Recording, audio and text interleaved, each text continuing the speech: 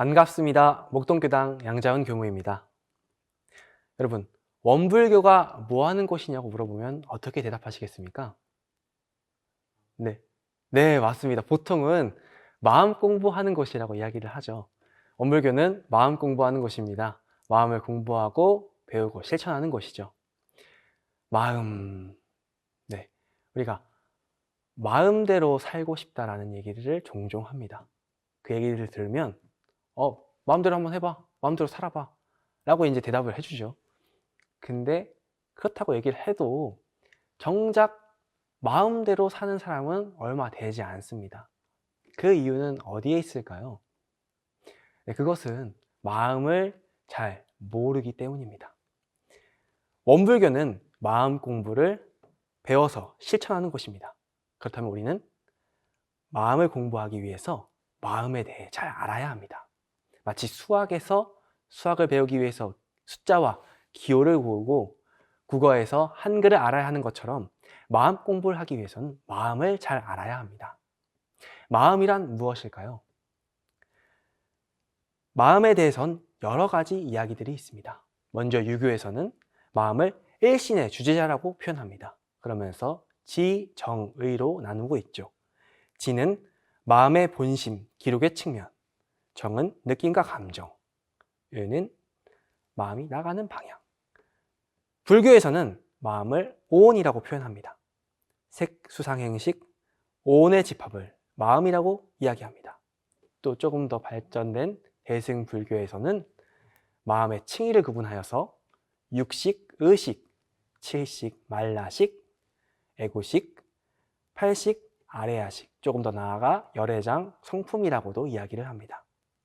정산종사 법어 원리편 12장을 보면 정산종사님께서는 이렇게 말씀을 해주십니다. 성품은 본연의 체요. 성품에서 정신이 나타나나니 정신은 성품과 대동하나 영영한 감이 있는 것이요. 정신에서 분별이 나타날 때가 마음이요. 마음에서 뜻이 나타나나니 뜻은 곧 마음이 동하여 가는 곳이니라. 정리하면 성품이라고 하는 것은 본연의 체이고 정신이라고 하는 것은 성품과는 대동하나 영영한 감이 있는 것. 마음이라고 하는 것은 정신에서 분별성과 주착심이 나오는 것. 뜻이라고 하는 것은 그 마음이 움직여 행하는 곳이라고 정리할 수 있습니다. 따라서 원불교에서 마음이라는 것은 정신에서 분별이 나타난 상태입니다. 흔히 우리가 의식이라고 이야기하는 그 상태인 것이죠. 마음의 분별성과 주착심이 있는 상태를 이야기합니다. 그래서 우리가 해야 하는 공부는 이 마음에 있는 분별성과 주착심이 없게 함으로써 우리의 정신을 살려내고 회복하고 알고 실천하는 마음 공부를 해야 한다고 저는 학부 때까지 생각을 했었습니다. 그러다가 어느 날 우연한 계기를 맞이하게 됩니다. 학부 때 승산종사님을 모시고 법문 말씀을 받던 적이 있습니다. 그때 이제 만덕산에 찾아가서 승산종사님을 뵀습니다. 대뜸 승산종사님께 인사를 드리자마자 승산종사님께서는 저희에게 이런 질문을 하셨습니다. 마음이 있어 없어? 다들 이제 잠깐 멈췄다가 마음은 여기 있는데요 라는 식으로 대답을 했죠. 그러니까 승산종사님께서 그 모습을 보시고 마음은 없어 이러시는 거예요. 그러니까 다들 당황해가지고 마음이 왜 없지 이렇게 하고 있는데 승산종사님께서 한번 꺼내보라는 거예요. 못 꺼내죠. 그러면서 하신 말씀이 마음은 없어. 꺼낼 수도 없고 보이지도 않는데 마음이 어디 있어? 마음은 없어. 그러니까 진공묘의여. 텅 비어있고 없는데 묘하게 나타나고 있잖아 라고 이야기를 해주신 겁니다. 다들 이게 무슨 선문답일까 하면서 가만히 있으니까 이 학생들이 이해를 못했다라고 생각하시고 이제 하나의 이야기를 더 해주셨습니다. 그 이야기는 이제 유명한 조주선사의 이야기였는데요. 당나라 때 유명한 스님이었던 조주선사가 이제 한 제자와 이제 걷고 있었습니다. 걷고 있는데 제자가 지나가는 개를 보면서 이런 질문을 합니다. 개도 불성이 있습니까? 라고 하자 조주선사께서는 개도 불성이 있다 라고 이야기하시면서 개유불성에 대한 이야기를 해주십니다. 또 그렇게 또 이제 하루가 지나가고 또 이렇게 생활을 하던 중 어느 날 또 다른 제자가 스승님, 개도 불성이 있습니까? 또 같은 질문을 한 겁니다. 그때 조주천사께서는 불성이 없다, 무라고 대답을 하십니다. 그 이야기를 해주시면서 승산종사님께서는 개의 불성이 없다는 것은 마음이 없다는 것이고, 마음이 없는데 불성이 묘하게 있다는 것은 바로 이것이다 라고 말씀을 해주셨습니다.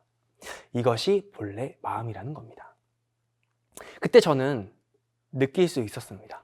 마음이라고 하는 것은 고정된 실체가 없는 것이구나. 고정된 실체가 없기 때문에 내 안에 존재하는 것이 아니구나. 일시적 집합으로만 존재하는 것이구나. 그래서 이런 쌍의 진리에서 진공묘유의 조화라고 표현을 하는구나 라고 알 수 있었습니다. 결국 마음이라고 하는 것은 있다고 하는 순간 나라는 존재에 집착해서 사로잡혀 정신에서 분별이 나타난 상태가 되고, 또 없다고 하는 순간 나가 없어져서 분별성과 주착심이 없는 정신의 상태가 되는 그런 두 가지의 것들을 포함하고 있는 상태구나라는 것을 알 수 있었습니다. 결국 마음이라고 하는 것은 정신과 마음, 원리편 12장에 말했던 그 모든 것들을 포괄하고 있는 상태였습니다. 그렇게 되니 마음 공부에 대한 생각의 전환이 있었습니다. 우리는 흔히 마음을 떠올릴 때 일종의 단서들을 붙입니다. 나의 마음, 나의 성품, 나의 진리. 나라는 것이 항상 따라오게 되죠.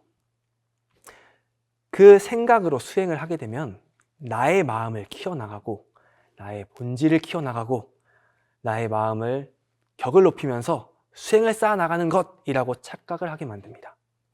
자칫하다 보면 수행을 통해서 자유로워지는 것이 아니라 나라는 족쇄를 하나 더 만드는 것이 됩니다.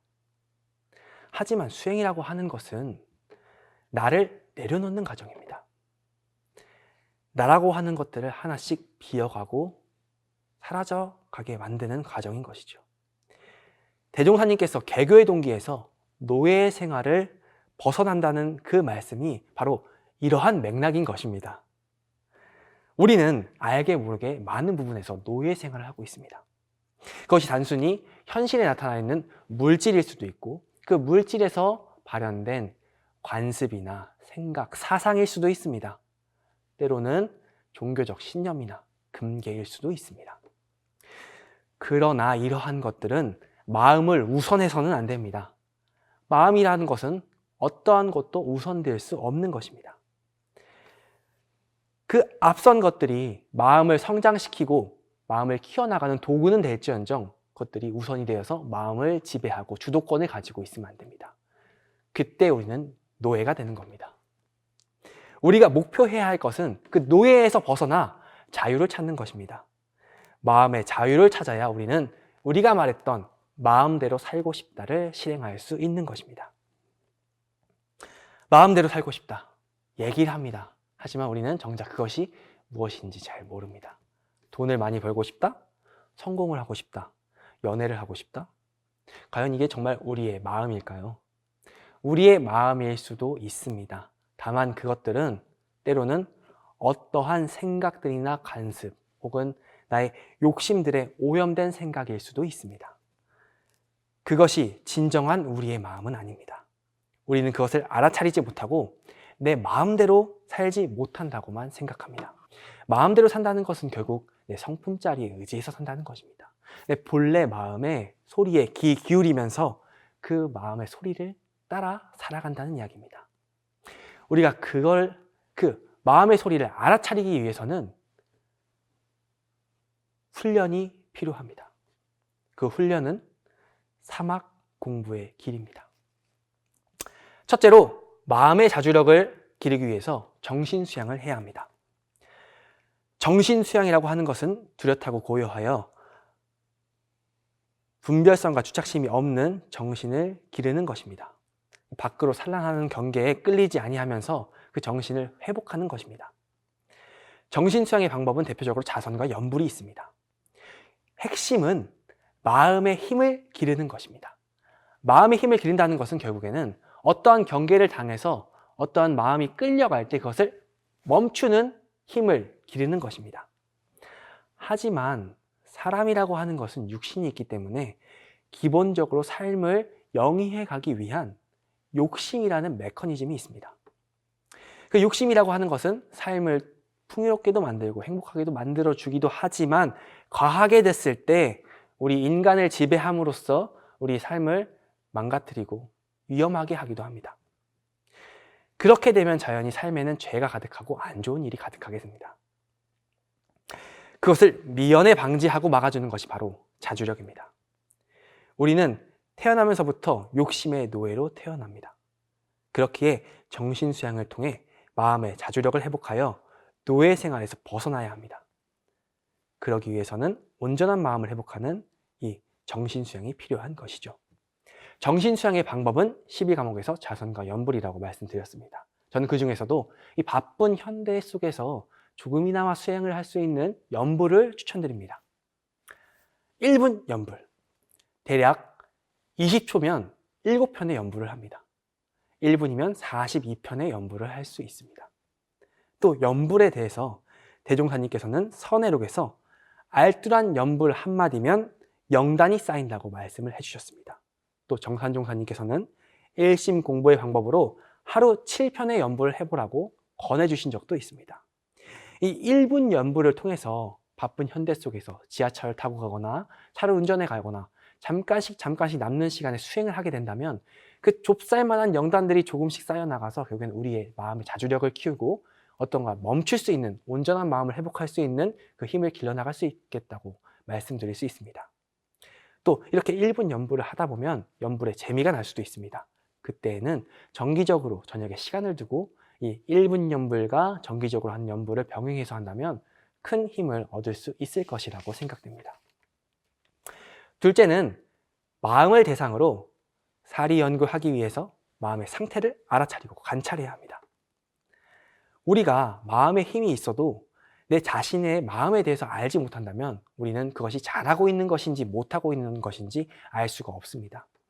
그것을 알아차리기 위해서 우리는 내 마음이 지금 어떠한 상태인지 관찰하고 알 필요가 있습니다. 그러기 위해서 이 마음을 대상으로 사리 연구를 해 나가야 합니다.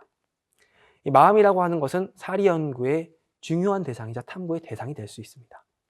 우리 마음에도 대소유무와 십이이해가 존재하기 때문에 그런 것들을 연구하고 인지하고 관찰하다 보면 우리 마음에 대해서 알아가게 됩니다. 대종사님께서도 수행품 1장에서 마음이라고 하는 것은 지극히 미묘해서 잡으면 있어지고 놓으면 없어진다라고 말씀을 하십니다.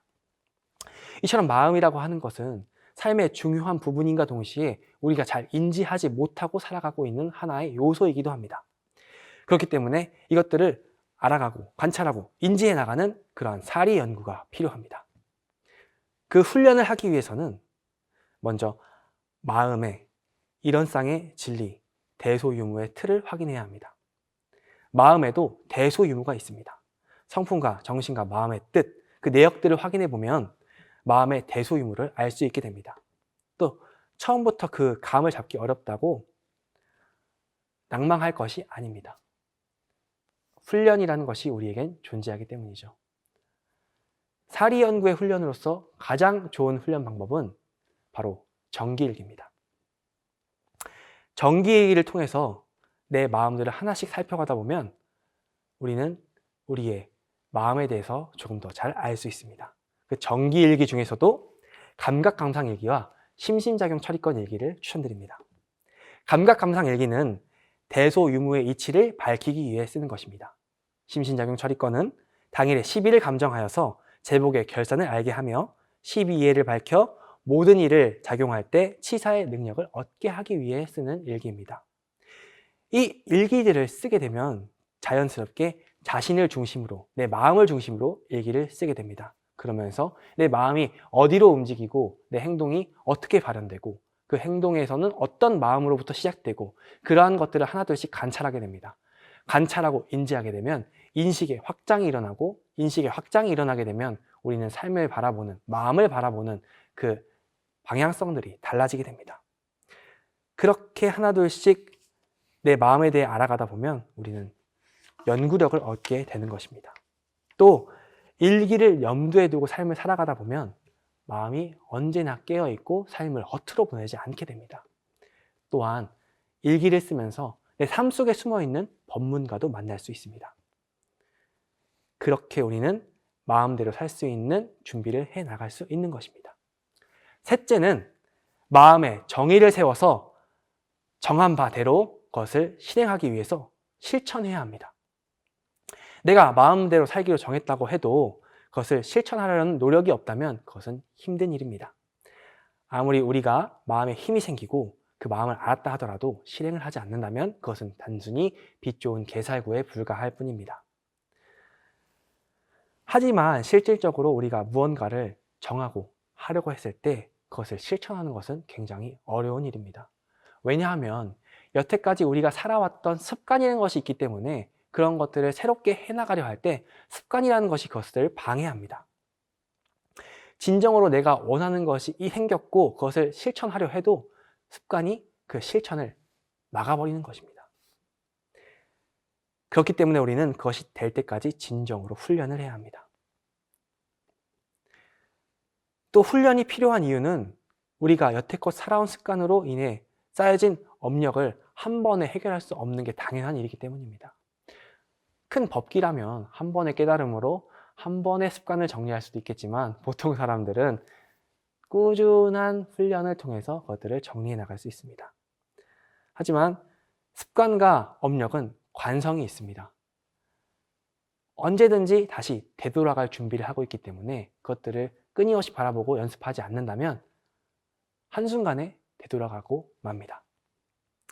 이러한 습관과 업력들을 해결하기 위해서는 11과목 중 상시일기를 통해서 우리는 훈련을 해야 합니다. 실천에 가장 좋은 방법은 바로 상시일기입니다. 그 중에서도 유무념 공부가 가장 핵심이 되어집니다. 초기 교단에서부터 이어진 원불교의 전통적인 공부 방법이며 원불교의 아이덴티티라고도 말할 수 있는 방법이 바로 유무념 대조입니다. 유무념 대조란 모두가 아시겠지만 정한 일에 대해서 정한 일을 하면 유념의 번수를 체크하고 정한 일을 하지 않으면 무념의 번수를 체크하는 방법입니다. 그 대조를 통해서 점검과 체크를 하면 점점 내 삶을 내가 원하는 방향으로 나아가게 만들 수 있습니다.